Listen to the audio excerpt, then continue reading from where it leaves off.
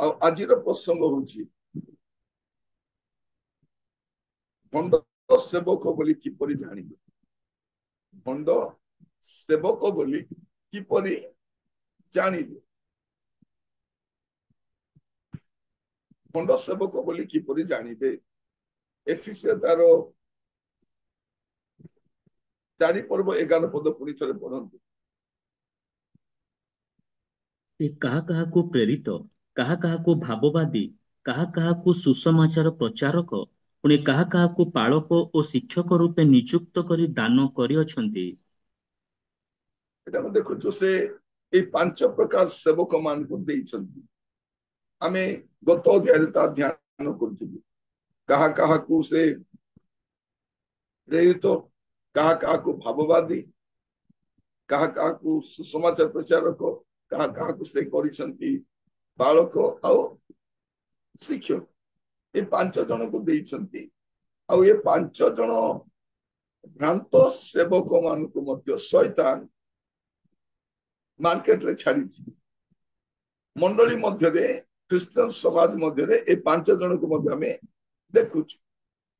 ତ ଏମାନଙ୍କୁ ଆମେ କିପରି ଚିହ୍ନଟ କରିପାରିବା? ସାଧୁ ପାଉଲ ଏ ବିଷୟରେ ଭଲ ଭାବରେ ସେ ଲେଖନ୍ତି। ତାଙ୍କର ପତ୍ର ଗୁଡିକ ଆମେ ଅଧ୍ୟୟନ କରିବା। ଆମେ କାହାରିକୁ ଆକ୍ଷେପ କରିବା ପାଇଁ ନୁହେଁ, କୋଉ ସେବକ ଭଲ କିଏ ଖରାପ ବୋଲି କହିବା ପାଇଁ ନୁହେଁ, କିନ୍ତୁ ଏମାନଙ୍କୁ ଆମେ କେମିତି ଚିହ୍ନି ପାରିବା ଯେମାନେ ବାସ୍ତବରେ ଖ୍ରୀଷ୍ଟଙ୍କ ସେବକ ନୁହନ୍ତି କିନ୍ତୁ ସେବକ ବୋଲି କୁହନ୍ତି, ସେମାନଙ୍କୁ ଆମେ କେମିତି ଚିହ୍ନି ପାରିବା? କୋଉ ଚିହ୍ନ ଦ୍ୱାରା ଜାଣିପାରିବା ଯେ ଏମାନେ ଭଣ୍ଡ ସେବକ ଅଟନ୍ତି? ଭାଇ ଭଉଣୀ ମାନେ, ଆଜିର ମଣ୍ଡଳୀକୁ ଏଇ ଖ୍ରୀଷ୍ଟ ବିରୋଧୀ ଶକ୍ତି ଗୁଡାକ ଦ୍ୱାରା ଯେତିକି ବିପଦ ନାହିଁ ତାଠୁ ଅଧିକ ବିପଦ ଏମାନଙ୍କ ଦ୍ୱାରା ଅଛି। ସେମାନେ କଣ କରିବେ? ଖ୍ରୀଷ୍ଟିଆନ ମାନଙ୍କୁ ମାରିବେ, ପାଷ୍ଟର ପ୍ରଚାର ମାରିବେ, ଭୁଲ ଅଭିଯୋଗ କରି ଜେଲରେ ପକାଇଦେବେ, ଘର ଭାଙ୍ଗିବେ, ସ୍ତ୍ରୀ ଲୋକମାନଙ୍କୁ ଅତ୍ୟାଚାର କରିବେ, ପିଲାମାନଙ୍କୁ ମାରିବେ, ବର୍ଷା ଦିନ ଘର ଦ୍ୱାର ଭାଙ୍ଗିଦେବେ, ଚର୍ଚ୍ଚ ଜଳେଇଦେବେ। ଏତିକି ଏକା କରିପାରିବେ ସେମାନେ। ସରକାର ସୁବିଧା ଦେବେ ନାହିଁ, ଭୁଲ ଅଭିଯୋଗ ଜେଲରେ ପକାଇଦେବେ, ଏଗୁଡାକ କରିବେ ସେମାନେ। କିନ୍ତୁ ତାଠାରୁ ଅଧିକ କ୍ଷତି କେଉଁମାନେ କରିବେ? ଯେଉଁମାନେ ସେବା କାର୍ଯ୍ୟରେ ରହି, ମଣ୍ଡଳୀରେ ରହି, ପ୍ରଚାରକ ବୋଲି କହି, ଭାବବାଦୀ ବୋଲି କହି ଏମାନେ ଅଧିକ ମଣ୍ଡଳୀର କ୍ଷତି କରନ୍ତି। ଆଉ ଏମାନଙ୍କ ବିଷୟରେ ସାଧୁ ପାଉଲ ଲେଖୁଛନ୍ତି। ସାଧୁ ପାଉଲ କେବଳ ଶିକ୍ଷା ବିଷୟରେ କହୁନାହାନ୍ତି, ଭଣ୍ଡ ଶିକ୍ଷକ ମାନଙ୍କ ବିଷୟରେ ମଧ୍ୟ ସେ କହୁଛନ୍ତି। ତ ଆଜି ଆମେ ଦେଖିବା ଏମାନଙ୍କୁ ଆମେ କେମିତି ଚିହ୍ନି ପାରିବା। ମସ୍ତ ଖୋଲନ୍ତୁ ଆପଣ ମାନେ 2 କରନ୍ଥୀୟ 11 ପର୍ବ 13 ପଦ। 2 କରନ୍ଥୀୟ 11 ପର୍ବ 13 ପଦ। କାରଣ ଏହିପରି ଲୋକେ ଭଣ୍ଡ ପ୍ରେରିତ ଓ ଶଠ କାର୍ଯ୍ୟକାରୀ, ସେମାନେ ଖ୍ରୀଷ୍ଟଙ୍କ ପ୍ରେରିତମାନଙ୍କ ବେଶ ଧାରଣ କରନ୍ତି। ଏମାନେ କଣ? ଶଠ କାର୍ଯ୍ୟକାରୀ। ଶଠ ମାନେ ଠକିବା ଲୋକ, ଠକୁଆ ଗୁଡାକ। ଲୋକମାନଙ୍କୁ କଣ କରନ୍ତି? ଲୋକମାନଙ୍କୁ ଠକିବା ପାଇଁ ଆସନ୍ତି। ଶଠ କାର୍ଯ୍ୟକାରୀ। ଏମାନେ କିଛି କାର୍ଯ୍ୟ କରନ୍ତି ନାହିଁ, କାର୍ଯ୍ୟ କରିବା ନାଁରେ ସ୍ୱାଧୀନ ଭାବରେ ଥାନ୍ତି, ନହେଲେ ଅନୁଷ୍ଠାନରେ ଥାନ୍ତି। ଏମାନେ ବାସ୍ତବରେ ସେବକ କାର୍ଯ୍ୟକାରୀ ନୁହନ୍ତି। କୋଉ କୋଉ ଅନୁଷ୍ଠାନରେ କାମ କରୁଥାନ୍ତି, କିନ୍ତୁ ତାଙ୍କର ଉଦ୍ଦେଶ୍ୟ କଣ? ସେବା କରିବା ନୁହେଁ, ଜୀବିକା ସେଇଟା। ଏଟାକୁ ଜୀବିକା ବୋଲି ଭାବି ନିଅନ୍ତି, ଦରମା ପାଉଛି ବୋଲିଲା ଭଳିଆ। ଲୋକମାନଙ୍କୁ ଦୁଃଖ ଗୁହାରି, ଲୋକମାନଙ୍କୁ ଅଭାବ ଜଣାଇ, ଲୋକମାନଙ୍କୁ ଇମୋସନ କରିକି ଶଠ କାର୍ଯ୍ୟକାରୀ ଗୁଡାକ। ଲୋକମାନେ ବି ବୁଝି ପାରୁଥିବେ ଏମାନେ ସେବକ ନା କଣ, କିଛି ବୁଝି ହଉନାହିଁ ବୋଲି। ପ୍ରଥମ ଚିହ୍ନ କଣ?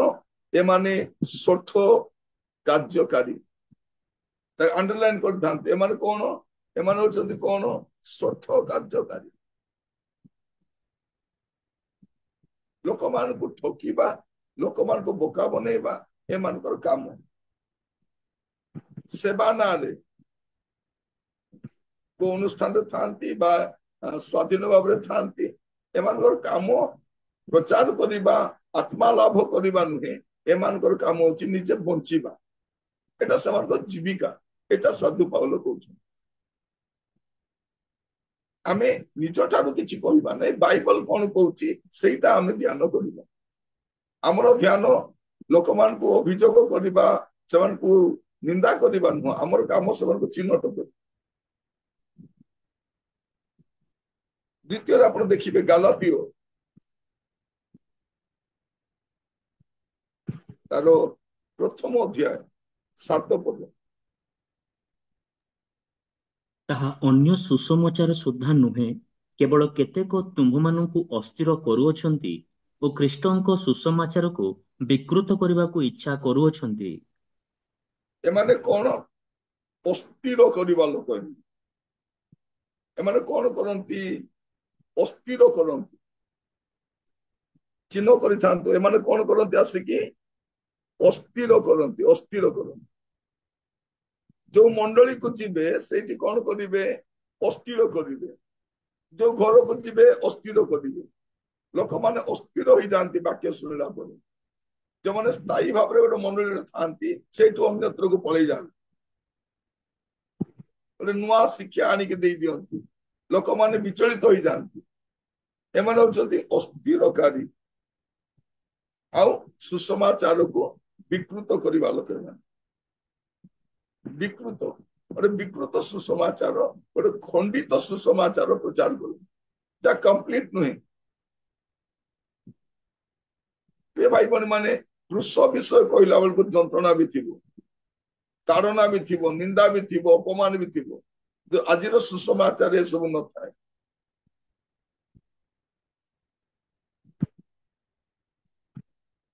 କଣ ବୋଲି କୁହନ୍ତି ଏମାନେ?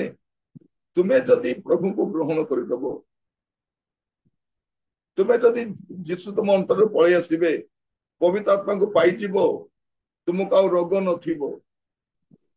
ପ୍ରଭୁଙ୍କୁ ପାଇବା ଲୋକକୁ ରୋଗ ଥିବ କି? ପ୍ରଭୁଙ୍କୁ ପାଇବା, ପବିତ୍ର ଆତ୍ମା ପାଇବା ଲୋକ ରୋଗ ଥିବ କି? ଥିବ ନାହିଁ ବୋଲି କହିବେ।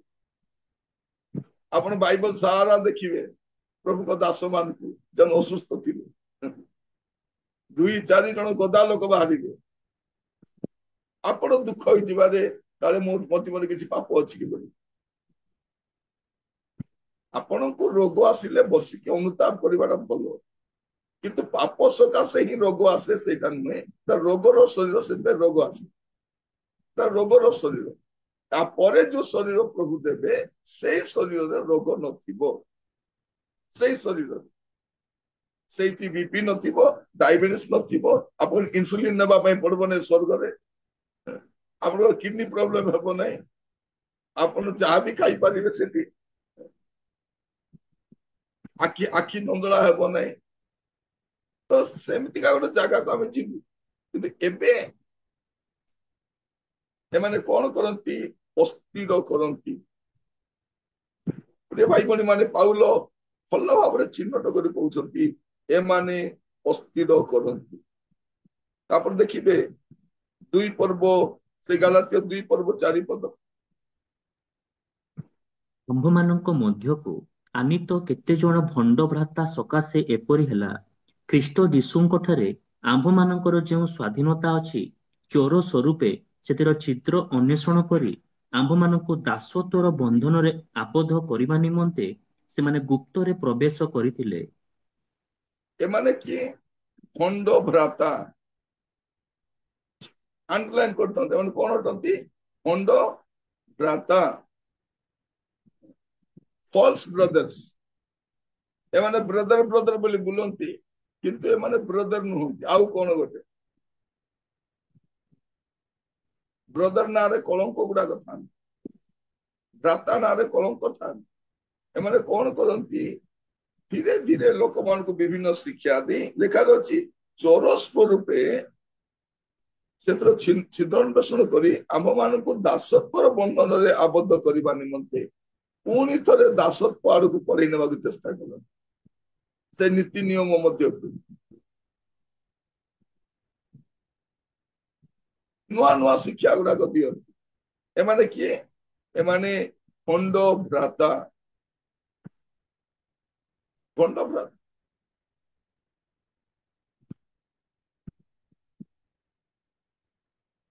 ମାନେ ଥରେ କୁହନ୍ତି ନାଇଁ ପ୍ରଭୁ ମତେ ଦର୍ଶନ ଦେଲେ ବ୍ରଦର ହେବା ପାଇଁ, ତାପରେ କେତେ ବର୍ଷ ପରେ ସେ ମ୍ୟାରେଜ ଫାଦର ହେଇଯାଇଥିବ। ନାଇଁ ପ୍ରଭୁ ଯଦି କହିବେ ସିଧାସଳଖ କହିବେ ତୁମେ ବ୍ରଦର ହେବ, ତୁମେ ମ୍ୟାରେଜ ହେବ ନାହିଁ, ଆପଣ ନିଜେ ନିଜେ ଡିସାଇଡ କରନ୍ତୁ ନାହିଁ ମୁଁ ମ୍ୟାରେଜ ହେବି ନାହିଁ ବୋଲି। ମ୍ୟାରେଜ ହେବା ପାପ ନୁହଁ। ମ୍ୟାରେଜ ନ ହେଇକି ଏଣେ ତେଣେ ଘୁରିବା ସେଇଟା ହଉଛି ପାପ। বা ମ୍ୟାରେଜ ହେଇକି ନାରେ ନାରେ ହେବା ପାପ। ମ୍ୟାରେଜ ହେବା ପାପ ନୁହଁ। ବାପ୍ତିସ୍ମ ନେବା ସମୟରେ କହିବେ ନାଇଁ ନାଇଁ ତୁମେ ମ୍ୟାରେଜ ହେଇଥିବା ଲୋକଠାରୁ ବାପ୍ତିସ୍ମ ନେଇଛ, ସେଇଟା ଚଳିବ ନାହିଁ, ସେଟା ଠିକ ନାହିଁ, ମ୍ୟାରେଜ ନ ହେବା ଲୋକଠାରୁ ନେବାର ଅଛି। ସେମିତି ତ ଶିଷ୍ୟ ମାନଙ୍କ ଭିତରେ ଅନେକ ବିବାହିତ ଥିବେ, ସେମାନେ ବାପ୍ତିସ୍ମ କେମିତି ଦେଲେ? ଯୀଶୁ କହିଲେ ତୁମାନେ ଯିବ, ନହେଲେ କହିଥାନ୍ତେ ତୁମାନେ ଯେଉଁମାନେ ବାହା ହେଇଛ ବାପ୍ତିସ୍ମ ଦେବ ନାହିଁ। ତ ବାହା ହେବା ପାପ ନୁହେଁ। ତ ଏମାନେ କଣ କରିବେ? ଏ ଭଣ୍ଡ ଭ୍ରାତା ମାନେ ପୁଣି ଥରେ ଲୋକମାନଙ୍କୁ ଦାସତ୍ୱ ଆଡକୁ କଢେଇକି ନେବେ। ଲୋକମାନେ ଦେହ ତ ଅସୁସ୍ଥ ଥିବ, ମେଡିସିନ ଖାଉଥିବେ, ଆସିକି ହଠାତ୍ କହିବେ ତମର ବିଶ୍ୱାସ ନାହିଁ, ତୁମେ ମେଡିସିନ ପତ୍ର ଖାଉଛ, ତମେ ବିଶ୍ୱାସ ଛାଡି ଦିଅ, ଫୋପାଡି ଦିଅ। ଲୋକ ଛାଡିବେ ତାପରେ ମରିବେ। ପ୍ରିୟ ଭାଇ ଭଉଣୀ ମାନେ ମୁଁ ବାରମ୍ବାର କୁହେ ମେଡିସିନ ଖାଇବା ପାପ ନୁହେଁ। ବାଇବଲରେ ପାପ ବୋଲି ଲେଖା ଯାଇ ନାହିଁ। ବାଇବଲରେ ପ୍ରଭୁ ତାକୁ ପାପର ଗଣତି କରନ୍ତି ନାହିଁ। ମିଛ କହିବା ପାପ, ଚୋରି କରିବା ପାପ, ଲୋଭ କରିବା ପାପ, ମୂର୍ତ୍ତି ପୂଜା କରିବା ପାପ, ବ୍ୟଭିଚାର କରିବା ପାପ, ମଦ ପିଇବା ପାପ, ଏଇଗୁଡାକ ପାପ। ଔଷଧ ଖାଇବା ପାପ ନୁହେଁ। ତେଣୁ ଆପଣ ମାନେ ଚିହ୍ନିବେ କେମିତି? ପ୍ରଥମରେ ଏମାନେ ସଠ କାର୍ଯ୍ୟକାରୀ, ଦ୍ୱିତୀୟରେ ଅସ୍ଥିରକାରୀ, ଆଉ ତୃତୀୟ ଦେଖୁଛୁ ଆମେ କଣ? ଏମାନେ ଭଣ୍ଡ ଭ୍ରାତା। 3 ପର୍ବ 1 ପଦ ଦେଖନ୍ତୁ, ଗାଲାତ୍ୟ 3 ପର୍ବ 1 ପଦ। ଏ ନିର୍ବୋଧ ଗାଲାତୀୟମାନେ, କିଏ ତୁମ୍ଭମାନଙ୍କୁ ମୋହିତ କଲା? ତୁମମାନଙ୍କ ଚକ୍ଷୁ ସମ୍ମୁଖରେ ତ କ୍ରୁଶରେ ହତ ଯୀଶୁଖ୍ରୀଷ୍ଟଙ୍କ ଚିତ୍ର ଅଙ୍କିତ ହୋଇଥିଲା। ଦ୍ୱିତୀୟ ବିଷୟ, ଚତୁର୍ଥ ବିଷୟ କଣ? ଏମାନେ ମୋହିତକାରୀ। ଏମାନେ କଣ କରନ୍ତି? ଲୋକମାନଙ୍କୁ ମୋହିତ କରିଦିଅନ୍ତି, ଆଉ ଲୋକମାନେ ତାଙ୍କ ପାଇଁ ପାଗଳ ହଉଥାନ୍ତି। ଏମାନେ ଲୋକମାନଙ୍କୁ ପ୍ରଭୁଙ୍କ ଆଡକୁ ଆକର୍ଷିତ କରନ୍ତି ନାହିଁ, ବରଂ ନିଜ ଆଡକୁ ଆକର୍ଷିତ କରନ୍ତି। ଏମାନେ ମୋହିତକାରୀ, ଆଉ ଲୋକମାନେ ତାଙ୍କର ପଛରେ ପାଗଳ ଭଳିଆ ଥାନ୍ତି। ମୁଁ ବେଳେ ବେଳେ ଦେଖୁଛି ଅନେକ ସେବକ ମାନଙ୍କ ପଛରେ ଲୋକମାନେ ପାଗଳ ଭଳିଆ ବୁଲୁଛନ୍ତି। ସେ ଯୋଉଠି ଗଲେ ମୁଁ ଯିବି, ସେ ଯାହା କହିଲେ ମାନିବି। ତାଙ୍କର ବାକ୍ୟ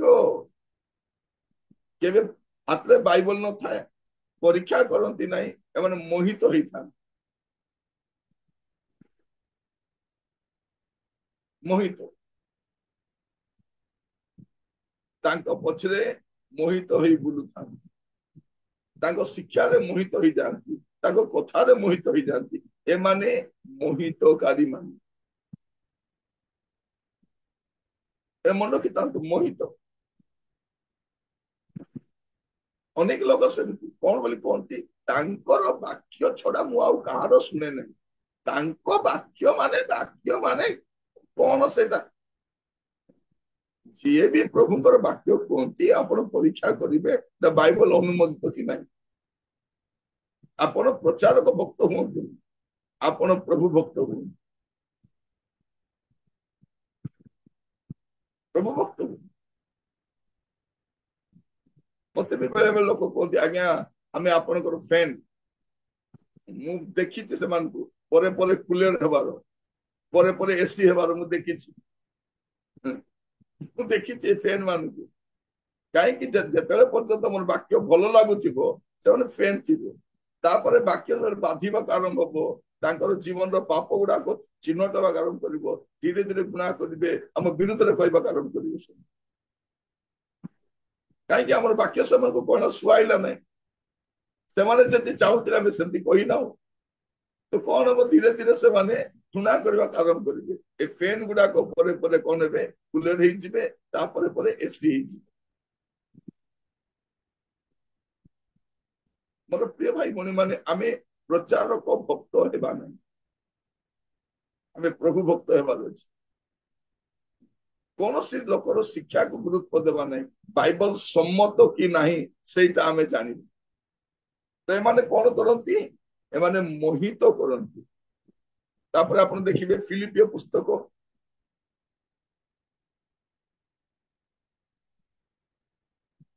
ତାର 3 ପର୍ବ 2 ପଦ। କୁକୁରମାନଙ୍କ ଠାରୁ ସାବଧାନ, ଦୁଷ୍ଟ କାର୍ଯ୍ୟକାରୀ ମାନଙ୍କ ଠାରୁ ସାବଧାନ, ସୁନ୍ନତବାଦୀ ଲୋକମାନଙ୍କ ଠାରୁ ସାବଧାନ, କାରଣ ଆମ୍ଭେମାନେ ପ୍ରକୃତରେ ସୁନ୍ନତ ପ୍ରାପ୍ତ। ଆମ୍ଭେମାନେ ଈଶ୍ୱରଙ୍କ ଆତ୍ମାରେ ଉପାସନା କରୁ, ପୁଣି ବାହ୍ୟକ ବିଷୟ ଉପରେ ନିର୍ଭର ନ କରି ଖ୍ରୀଷ୍ଟ ଯୀଶୁଙ୍କ ଠାରେ ଦର୍ପ କରୁ। କଣ ଲେଖା ଯାଉଛି, ସେ ଲେଖୁଛନ୍ତି 2 ପଦରେ, କୁକୁର ମାନଙ୍କ ଠାରୁ ସାବଧାନ। ମାନେ ସେବକ ମାନଙ୍କୁ ସେ କୁକୁର ବୋଲି କହୁଛନ୍ତି। କୁକୁରର କେତେ ବିଷୟ ଆପଣ ଜାଣିଛନ୍ତି। କୁକୁର କିଏ, ଯୋଉ ପାପ ଛାଡିଛି ସେ ପାପ ପୁଣି ଥରେ କରେ। କୁକୁର କିଏ, କୁକୁର ହଉଛି ତାର ବରିଷ୍ଠ ସେବକ ମାନଙ୍କୁ ସମାଲୋଚନା କରେ, ଭୁକିବାକୁ ଆରମ୍ଭ କରେ, ଆଡ ମିଳିଲେ ଚୁପଚାପ ବସି ପଡେ, ପଦ ପଦବୀ ନ ମିଳିବା ଯେ ଅନୁଷ୍ଠାନରେ ସେ ଲୋକ ଡେଉଁଥିବ, କୋଅର୍ଡିନେଟର ବନେଇ ଦେଲା ପରେ ଚୁପ ହେଇଯିବ, କୋଅର୍ଡିନେଟର ସମାନ ହେଇଯିବ। କୁକୁର, କୁକୁର ମାନେ କିଏ, ଯେମାନେ କୁଶର ସମ୍ବାଦକୁ ସଠିକ ଭାବରେ କୁହନ୍ତି ନାହିଁ, ସେମାନେ କୁକୁର ମାନେ।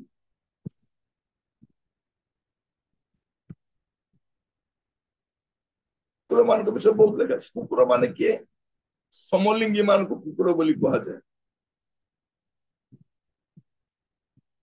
ଆଉ କୁକୁର ମାନଙ୍କ ଠାରୁ ସାବଧାନ। ତାପରେ ଦ୍ୱିତୀୟରେ କହୁଛନ୍ତି ଦୁଷ୍ଟ କାର୍ଯ୍ୟକାରୀ, ଦୁଷ୍ଟ କାର୍ଯ୍ୟକାରୀ, କାର୍ଯ୍ୟକାରୀ କିନ୍ତୁ ଦୁଷ୍ଟ କାର୍ଯ୍ୟକାରୀ, ଏମାନଙ୍କ ଭିତରେ ଦୁଷ୍ଟତା ଭରି ରହିଥାଏ। ଦୁଷ୍ଟତା ଭରିକି ରହିଥିବ ଏମାନଙ୍କ। ଆପଣ ଚିହ୍ନିବା ପାଇଁ ଯଥେଷ୍ଟ। ପ୍ରଭୁ ଆପଣ ମାନଙ୍କୁ ପବିତ୍ର ଆତ୍ମା ଦେଇଛନ୍ତି, ଆଉ ସେ ପବିତ୍ର ଆତ୍ମା ଏମାନଙ୍କୁ ଚିହ୍ନିବା ପାଇଁ ସାହାଯ୍ୟ କରେ। ଦୁଷ୍ଟ କାର୍ଯ୍ୟକାରୀ, ପ୍ରଚାର କରନ୍ତି, ସେବା କରନ୍ତି, ଗୀତ ଗାଆନ୍ତି, ନାଚ କରନ୍ତି, ସବୁ କରନ୍ତି, କିନ୍ତୁ କାର୍ଯ୍ୟକାରୀ ଭାବରେ ଦୁଷ୍ଟ ଅଟନ୍ତି।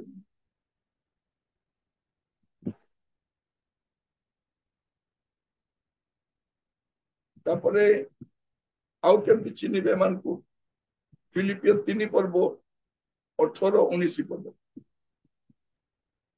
କାରଣ ଏପରି ଅନେକ ଅଛନ୍ତି ଯେଉଁମାନଙ୍କର ଆଚରଣ ବିଷୟରେ ମୁଁ ତୁମମାନଙ୍କୁ ଥରକୁ ଥର କହିଅଛି, ଆଉ ବର୍ତ୍ତମାନ ମଧ୍ୟ କାନ୍ଦି କାନ୍ଦି କହୁଅଛି, ସେମାନେ ଖ୍ରୀଷ୍ଟଙ୍କ କ୍ରୁଶର ଶତ୍ରୁ, ସେମାନଙ୍କ ପରିଣାମ ବିନାଶ, ଉଦର ସେମାନଙ୍କର ଦେବତା।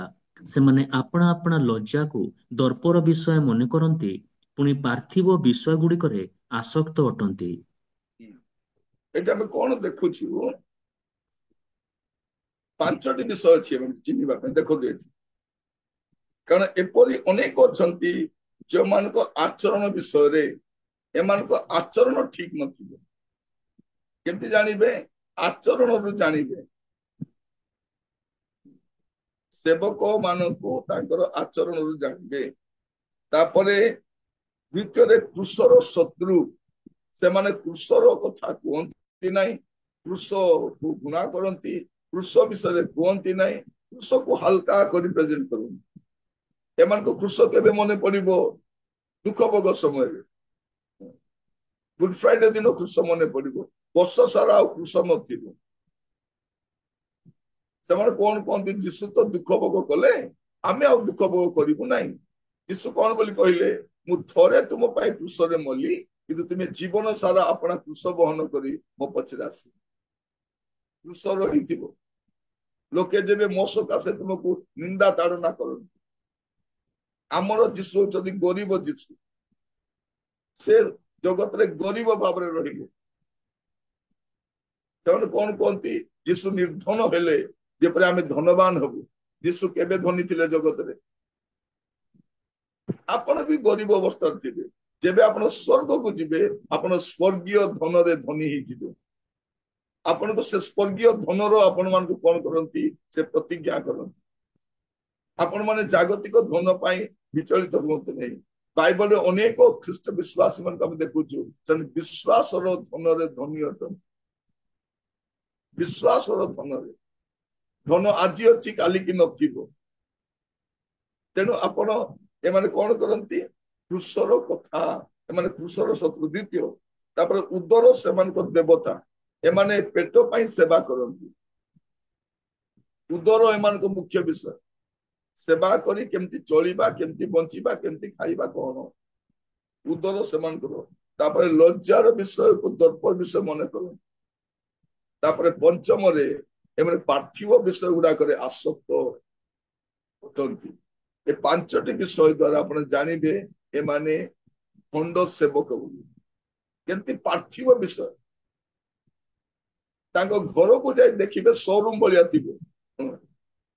ଆପଣଙ୍କ ଘରେ ଯେତିକି ଦାମିକା ସାମାନ ନଥିବ, ଏମାନଙ୍କ ଘରେ ସେତେ ସଜାଇ ଦେଇଥିବେ।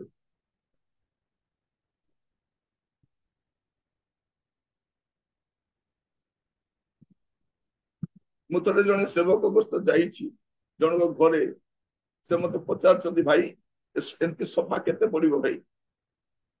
ସଫା ପରେ ଡାଇନିଂ ଟେବୁଲ ବସିଲୁ। ଏ ଡାଇନିଂ ଟେବୁଲ ବଢିଆ ଲାଗୁଛି ଭାଇ, ଏମିତି ଗୋଟେ କିଣିଲେ ହେଇଥାନ୍ତା। ତାପରେ ଟିଭି ଦେଖିଲା, ଭାଇ ଏତେ ବଡ ଟିଭି ଭାଇ, ଏତେ କେତେ ପଡିବ ଭାଇ? ମାନେ ଘରକୁ ଦେଖିଲେ, ଗାଡିକୁ ଦେଖିଲେ, ଟିଭିକୁ ଦେଖିଲେ, ଆମ ସହିତ କଣ? ଆମେ ଗଲୁ, ସୋଫାରେ ବସିଲୁ, ଡାଇନିଂ ଟେବୁଲରେ ବସିଲୁ, ଖାଇଲୁ, ଆସିଲୁ। ଆମର ଆସକ୍ତିଟା ନଥାଉ। ଟିଭି ରଖିବା, ସୋଫା ବି ଥାଉ, ଡାଇନିଂ ଟେବୁଲ ବି ଥାଉ, କିନ୍ତୁ ଆସକ୍ତ ନଥାଉ। ମୋର ପ୍ରିୟ ଭାଇ ଭଉଣୀ ମାନେ, ଆସକ୍ତି ନଥିବାର ଅଛି। ଲୁଗାପଟା ପ୍ରତି ଆସକ୍ତି, ଗାଡି ପ୍ରତି ଆସକ୍ତି, ଆସକ୍ତ ନଥିବାର। ପ୍ରଭୁ ଆମମାନଙ୍କୁ ଅନୁଗ୍ରହ କରନ୍ତୁ ଏହା ବୁଝିବା ପାଇଁ, ଏମାନଙ୍କୁ ଚିହ୍ନିବା ପାଇଁ ଗୁଡିଏ କଥା ଲେଖିଛନ୍ତି। ତାପରେ ଆପଣ ଦେଖିବେ କଲୋସିୟ 2 ପର୍ବକୁ ଆସନ୍ତୁ। ମୁଁ କାହିଁକି କହୁଛି, ସାଧୁ ପାଉଲ ବହୁତ ବିଷୟରେ ସେ ଆମକୁ ଚିହ୍ନଟ କରନ୍ତି। କଲୋସିୟ 2 ପର୍ବ 4 ପଦ ଆଉ 8 ପଦ। କେହି ଯେପରି ତୁମ୍ଭମାନଙ୍କୁ ବାକ୍ ଚାତୁରୀ ଦ୍ୱାରା ନ ଭୁଲାଏ, ସେଥି ନିମନ୍ତେ ମୁଁ ଏହା କହୁଅଛି। ସାବଧାନ, କାଳେ କେହି ଖ୍ରୀଷ୍ଟଙ୍କ ଶିକ୍ଷାର ଅସଙ୍ଗତ, ମନୁଷ୍ୟର ପରମ୍ପରାଗତ ଓ ଜଗତର ପ୍ରାଥମିକ ଶିକ୍ଷା ଅନୁଯାୟୀ ଦର୍ଶନ ବିଦ୍ୟା ଓ ନିରର୍ଥକ ପ୍ରତାରଣା ଦ୍ୱାରା ତୁମମାନଙ୍କୁ ବନ୍ଦୀ କରିନିଏ। ଏଠି କଣ ବୋଲି କହୁଛନ୍ତି? 4 ପଦ ଦେଖିବେ, କେହି ଯେପରି ତୁମମାନଙ୍କୁ ବାକ୍ଚାତୁରୀ ଦ୍ୱାରା ନ ଭୁଲାଏ। ମାନେ ଏମାନେ କଥା କୁହାଳି। ଏମାନେ ବହୁତ ସୁନ୍ଦର କଥା କୁହନ୍ତି, ଗୋଲ ଗୋଲ ଚକା ଚକା କଥା କୁହନ୍ତି ହେଲା। ବାକ୍ଚାତୁରୀ ଦ୍ୱାରା କଣ ନ କରୁ, ତମକୁ ନ ଭୁଲାଉ। ଏତେ ସୁନ୍ଦର କଥା କୁହନ୍ତି, ଏତେ ଆପଣ ମାନଙ୍କୁ ତେଲେଇକି କଥା ହୁଅନ୍ତି, ଆପଣଙ୍କୁ ଏମିତି ଏପ୍ରିସିଏଟ କରନ୍ତି, ଆପଣ ପୁରା ମୋହିତ ହେଇଯିବେ। 100 ଟଙ୍କା ଦେବା ଜାଗାରେ 500 ଟଙ୍କା ଦେଇଦେବେ। ଏମାନଙ୍କର କଣ କଥା କୁହାଳି ଗୁଡାକ। ବାହାରେ ଆସି ଏତେ ସୁନ୍ଦର ସୁନ୍ଦର କଥା କୁହନ୍ତି, ସ୍ତ୍ରୀକୁ ଘରେ ଗାଳି ଗଲଜ କରୁଥାନ୍ତି, ମାକୁ ଶାଶୁକୁ ଗାଳି କରୁଥାନ୍ତି। ଏମାନେ କଥା କୁହାଳି, ମାନେ ବାକ୍ଚାତୁରୀ ଦ୍ୱାରା ଆପଣଙ୍କୁ ନ ଭୁଲାଉ। ତାପରେ ସେ କଣ କରୁଛି? ସାବଧାନ, କାଳେ କେହି ଖ୍ରୀଷ୍ଟଙ୍କ ଶିକ୍ଷାର ଅସଙ୍ଗତ, ମନୁଷ୍ୟର ପରମ୍ପରାଗତ। ଏବେ ଆପଣଙ୍କୁ ଧୀରେ ଧୀରେ ନୀତି ନିୟମ ପରମ୍ପରା ଆଡେ ନେଇଯିବେ। ପରମ୍ପରାଗତ ଓ ଜଗତର ପ୍ରାଥମିକ ଶିକ୍ଷା ଅନୁଯାୟୀ ଦର୍ଶନ ବିଦ୍ୟା, ନିରର୍ଥକ ପ୍ରତାରଣା। ଏମାନେ କଣ କରନ୍ତି? ପ୍ରତାରଣା କରନ୍ତି, ଲୋକମାନଙ୍କୁ ପ୍ରତାରଣା କରନ୍ତି, ଠକନ୍ତି। ଏମାନେ ସାଧୁ ପାଉଲ କେତେ ସାବଧାନ ସହିତ ପବିତ୍ର ଆତ୍ମାଙ୍କ ଚାଳନାରେ ସମସ୍ତଙ୍କୁ ଚିହ୍ନଟ କରାଉଛନ୍ତି। ଚିହ୍ନିଥାଅ, ଏମାନେ ଭଣ୍ଡ ସେବକ ମାନେ, ଭଣ୍ଡ ସେବକ ମାନେ ସେବା ତ କରୁଛନ୍ତି, ସେବକ ବୋଲି କହୁଛନ୍ତି, କିନ୍ତୁ ଏମାନେ କଣ? ଅଣ୍ଡ ଗୁଡାକ। ଏଟା ବାଇବଲ ଆମକୁ ଚିହ୍ନଟ କରାଏ। ତାପରେ ଦେଖିବେ 2 ପର୍ବ 18 ପଦ, କଲୋସ୍ୟ 2 ପର୍ବ ତାର 18 ପଦ। ପୁଣି ଏହି ନମ୍ରତା ଓ ଦୂତମାନଙ୍କ ପୂଜାରେ ସନ୍ତୋଷ ପାଇ ଦର୍ଶନରେ ଦେଖିଥିବା ବିଷୟଗୁଡ଼ିକ ଅନୁସନ୍ଧାନ କରି ଓ ଆପଣା ସାଂସାରିକ ମନ ଦ୍ୱାରା ବୃଥା ଗର୍ବିତ ହୋଇ ମସ୍ତକ ସ୍ୱରୂପ ଯେ ଖ୍ରୀଷ୍ଟ ତାହାଙ୍କୁ ନ ଧରି ପୁରସ୍କାରରୁ ତୁମମାନଙ୍କୁ ବଞ୍ଚିତ ନ କରୁ। ଏମାନେ କଣ ଦେଖନ୍ତୁ, ପୁଣି କେହି ନମ୍ରତା ଓ ଦୂତ ମାନଙ୍କର ପୂଜାରେ ସନ୍ତୋଷ ପାଇ ଦର୍ଶନରେ ଦେଖିଥିବା ବିଷୟ ଗୁଡିକ ଅନୁସନ୍ଧାନ କରି ସ୍ୱପ୍ନ ଦର୍ଶନରେ ଯାହା ଦେଖିଥାନ୍ତି ତାକୁ ବୁଝାଇବାକୁ ଆରମ୍ଭ କରନ୍ତି।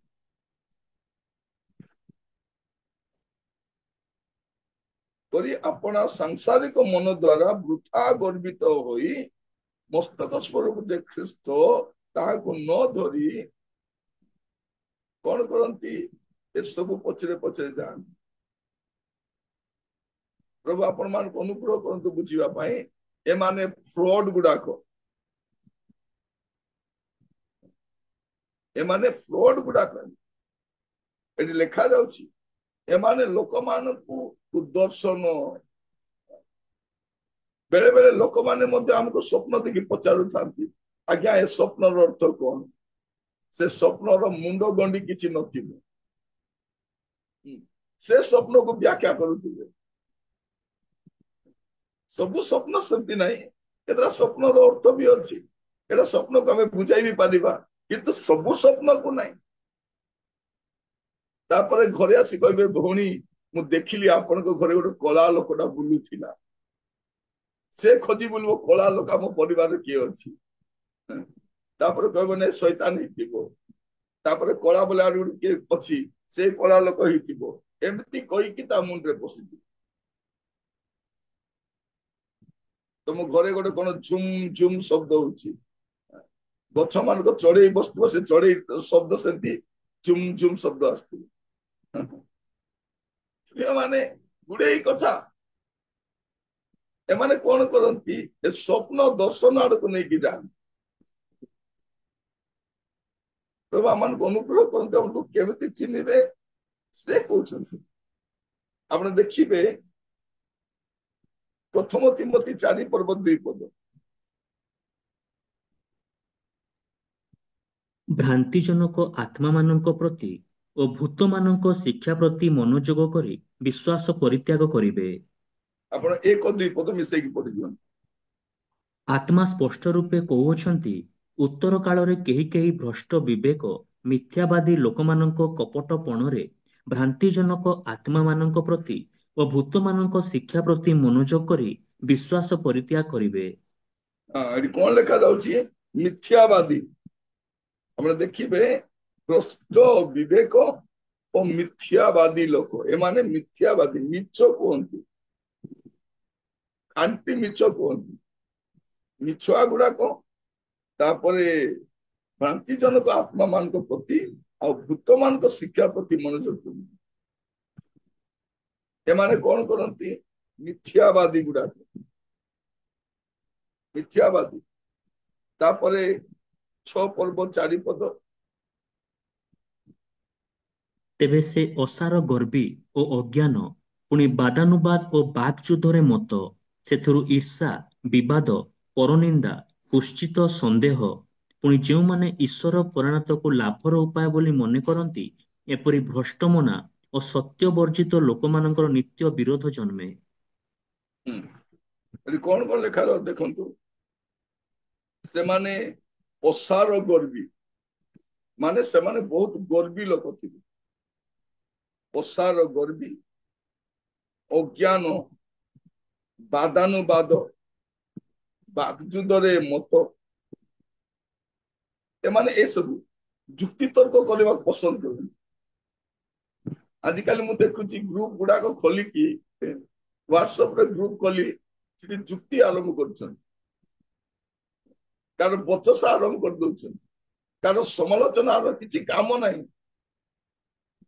ପ୍ରଚାରକ ହେଇଛୁ, 4 ଘରକୁ ଆମେ ପ୍ରଚାର କରିବାକୁ ଯିବା, ନା ବସିକି ଲୋକମାନଙ୍କୁ ବଚସା କରୁଛୁ। ସେବକ ମାନଙ୍କୁ ଆମେ ପ୍ରାର୍ଥନାରେ ତୋଳି ଧରିବା, ନା ସେମାନେ କରୁଥିବା ସେବାକୁ ଆମେ ନଷ୍ଟ କରୁ? କିଛି କାମ ନାହିଁ। ବସିକି କଣ କରନ୍ତି? ବାଦାନୁବାଦ, ବାଦ ଯୁଦ୍ଧରେ ମତ, ଭ୍ରଷ୍ଟ ମନା, ସତ୍ୟ ବର୍ଜିତ। ଏମାନଙ୍କୁ ସତ୍ୟ ପସନ୍ଦ ନାହିଁ। ଗୁଡେଇ କଥା ଲେଖୁଛନ୍ତି ସେ। ଏମାନେ କଣ ଅଟନ୍ତି? ଗର୍ବୀ ଗୁଡାକ। ଏମାନେ ଅଜ୍ଞାନ, ଅସାର ଗର୍ବୀ, ସତ୍ୟ ବର୍ଜିତ, ଭ୍ରଷ୍ଟ ମନା। କେତେ ବିଷୟ ଜାଣିବା ପାଇଁ ସେ ଲେଖୁଛନ୍ତି। ପ୍ରଭୁ ଆମମାନଙ୍କୁ ଅନୁଗ୍ରହ କରନ୍ତୁ ଯେପରି ଏମାନଙ୍କୁ ଆମେ ଚିହ୍ନଟ କରି ରଖୁ। 2 ତିମୋଥୀ 2:16। କିନ୍ତୁ ଅସାର ବକୁଆପଣରୁ ପୃଥକ ରୁହ, କାରଣ ଯେଉଁମାନେ ସେଥିରେ ଲିପ୍ତ ହେବେ ସେମାନେ ଅଧର୍ମରେ ଅଧିକ ବୃଦ୍ଧି ପାଇବେ। କଣ କରିବେ? ଅସାର ବକୁଆପଣ।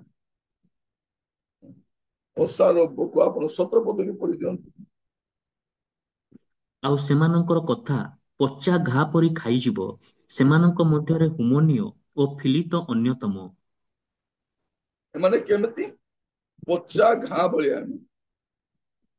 ଅସାର ବକୁଆପଣ ଏମାନଙ୍କର କାମ। ଏମାନେ ପଚା ଘା ଗୁଡାକ। ଯୋଉଠି ଯିବେ ସେ ଏରିଆକୁ ନଷ୍ଟ କରିଦେବେ। ଯୋଉ ପରିବାରକୁ ଯିବେ ସେ ଏରିଆ ସଢିଯିବ। ଆତ୍ମାରେ ବଢି ପାରିବେନି, ପ୍ରଭୁରେ ବଢି ପାରିବେନି। ପ୍ରିୟ ଭାଇ ଭଉଣୀ ମାନେ, ଦୂର ପାହାଡ ଆକା ସୁନ୍ଦର ଦିଶିବ। ଗୋଟେ ପ୍ରଭୁଙ୍କ ଦାସର ପାଖରେ ରହିଲେ ଜାଣିବେ ଇଏ କଣ। ଶିଷ୍ୟ ମାନେ ଯୀଶୁଙ୍କ ପାଖରେ ରହିକି ଜାଣିଲେ ଯେ ଯୀଶୁ କିଏ। ଭଲ କରି ଦେଖିଲେ। ଆଉ ଯୀଶୁ କହିଲେ ମୋ ଠାରୁ ଶିଖ। ପାଉଲ ବି କହୁଛନ୍ତି ମୋର ଅନୁକରଣ କର। ଅନେକ ସେବକ ମାନଙ୍କ ସହ ରହିଲା ପରେ ଆମେ ଧୀରେ ଧୀରେ ବୁଝିପାରୁଛୁ ଏମାନେ ଭ୍ରଷ୍ଟ ଲୋକମାନେ। ଏମାନେ ପଚା ଘା ଭଳିଆ। ଲେଖାଯାଉଛି କଣ? ଏମାନେ ପଚା ଘା, ଆଉ ଏମାନେ ବକୁଆପଣରେ ବ୍ୟସ୍ତ ଥିଲେ। ତାପରେ ଆପଣ ଦେଖିବେ ସେଇ 2:26। ଆଉ ଯେଉଁ ଶୟତାନ ସେମାନଙ୍କୁ ତାହାର ଇଚ୍ଛା ସାଧନ କରିବା ନିମନ୍ତେ ବନ୍ଦୀ କରିଅଛି, ସଚେତନ ହୋଇ ତାହାର ଫାନ୍ଦରୁ ମୁକ୍ତ ହେବେ। ଏମାନଙ୍କୁ କଣ କରିଛି? ସେବକ ବୋଲି କହୁଛୁ, କିନ୍ତୁ ଏମାନଙ୍କୁ ଶୟତାନ ବନ୍ଦୀ କରି ତାର ଇଚ୍ଛାରେ ବ୍ୟବହାର କରୁଛି। କଣ କରୁଛି? ଏମାନେ captives of the devils। ଏମାନେ କଣ? ଶୟତାନର ବନ୍ଦୀ। ଏମାନେ ଭାବୁଥାନ୍ତି ପ୍ରଭୁଙ୍କ ସେବା କରୁଛୁ ବୋଲି, କିନ୍ତୁ ବାସ୍ତବରେ ପ୍ରଭୁଙ୍କ ସେବକ ନୁହନ୍ତି। ଶୟତାନ ତାର କାମ କରାଉଛି। ଏମାନେ ଶୟତାନର ବନ୍ଦୀ ହେଇଯାଇଛି। ଶୟତାନର ବନ୍ଧନରେ ଅଛନ୍ତି। ସେ ଯେମିତି ଚାହୁଁଛି ସେମିତି କାମ କରାଉଛି। 3:13। କିନ୍ତୁ ଦୁଷ୍ଟ ଲୋକେ ଓ ପ୍ରବଞ୍ଚକମାନେ ଭ୍ରାନ୍ତି ଜନ୍ମାଇ ଓ ଭ୍ରାନ୍ତ ହୋଇ ଅଧିକରୁ ଅଧିକ ଦୁଷ୍ଟ ହୋଇ ଉଠିବେ। ଏମାନେ କେମିତି ଅଟନ୍ତି? ଏମାନେ କେତେ ସୁନ୍ଦର ଭାବରେ ସେ ଲେଖୁଛନ୍ତି। ଦୁଷ୍ଟ ଲୋକ ଏମାନେ। ଦୁଷ୍ଟ ଲୋକେ ଓ ପ୍ରବଞ୍ଚକ ମାନେ ଭ୍ରାନ୍ତି ଜନ୍ମାଇ ଭ୍ରାନ୍ତ ହୋଇ ଅଧିକରୁ ଅଧିକ ଦୁଷ୍ଟ ହୋଇ ଉଠିବେ। ନିଜେ ଭ୍ରାନ୍ତରେ ପଡିବେ, ଅନ୍ୟମାନଙ୍କୁ ବି ଭ୍ରାନ୍ତିରେ ପକାଇବେ। ଭାଇ ଭଉଣୀ ମାନେ ଯେତେବେଳେ କହୁଛନ୍ତି ନାଇଁ ଆମେ ପରିତ୍ରାଣ ପାଇ ସାରିଛୁ, କୋଉଠି ସାରିଛୁ? ଆମେ ପରିତ୍ରାଣ ପାଉଛୁ। ଯୀଶୁଙ୍କୁ ଥରେ ଗ୍ରହଣ କରି ବିଶ୍ୱାସ କରିଦେଲେ ହେଇଗଲା। ତୁମେ ସ୍ୱର୍ଗକୁ ସିଧା ପଳେଇବ। କୋଉଠି ଲେଖା ହେଇଛି? ଲେଖା ଯାଉଛି ଶେଷ ପର୍ଯ୍ୟନ୍ତ ଦୃଢ ଧରି ରହିବ, ଶେଷ ପର୍ଯ୍ୟନ୍ତ ଜାଗ୍ରତ ରହିବ, ଶେଷ ପର୍ଯ୍ୟନ୍ତ ଧୈର୍ଯ୍ୟ ଧରି ରହିବ। ଯୀଶୁ କହୁଛନ୍ତି ମୋ ସହିତ ଲାଗିକି ରହିବ। ଏମାନେ ନିଜେ ଦୁଷ୍ଟ ହୁଅନ୍ତି, ଅନ୍ୟକୁ ଦୁଷ୍ଟ କରାନ୍ତି। ଆଉ ଦୁଷ୍ଟ ବୋଲି କହିଲା ବେଳକୁ ମୋର ପ୍ରିୟ ଭାଇ ଭଉଣୀ ମାନେ, ବାଇବଲ ଅନେକ ବିଷୟ ଜଣାଏ ଦୁଷ୍ଟ ମାନଙ୍କୁ କେମିତି ଚିହ୍ନିବ ବୋଲି। ଆପଣ ମୋର ଗୋଟେ ମେସେଜ ଶୁଣିଲେ ଜାଣିପାରିବେ ଦୁଷ୍ଟର ଦୁର୍ଗତି କେବେ ସୁଯୋଗ ମିଳିଲେ ଆପଣ ଟିକେ ଶୁଣିବେ, ୟୁଟ୍ୟୁବରେ ଯାଇକି ଶୁଣିଲେ ଜାଣିପାରିବେ। ଦୁଷ୍ଟ ବୋଲି କେମିତି ଜାଣିବେ, ଗୋଟେ ଗୋଟେ ପଦ ଦେଖିବେ। ଗାଲାତୀୟ ତାର ଗାଲାତୀୟ ସରି ଗୀତ ସଂହିତା ତାର 37 ଅଧ୍ୟାୟ 21 ପଦ, 37 ର 21। ଦୁଷ୍ଟ ଗୀତ ଲୋକ ଋଣ ସଂହିତା। କ- ହଁ, ଦୁଷ୍ଟ ଲୋକ ଋଣ କରି ପରିଶୋଧ କରେ ନାହିଁ, ମାତ୍ର ଧାର୍ମିକ ଲୋକ ଦୟା ବ୍ୟବହାର କରି ଦାନ କରେ। ଏଇ ଦିନ ମାନଙ୍କ ଆମେ ଦେଖୁଛୁ ଯେ ପାଳକ ପ୍ରଚାରକ ମାନେ ମଧ୍ୟ ଲୋକ ଠାରୁ ଋଣ କରି ପଇସା ଦଉନାହାନ୍ତି,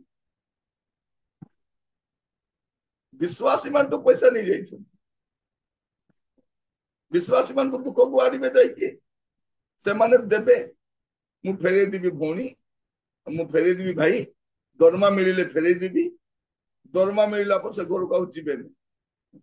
ପରେ ଯେବେ ହାଟ ବଜାର ଦିଶିବ, ହଁ ଦେବି ଆଜ୍ଞା, ଦେବି ଦେବି ଦେବି।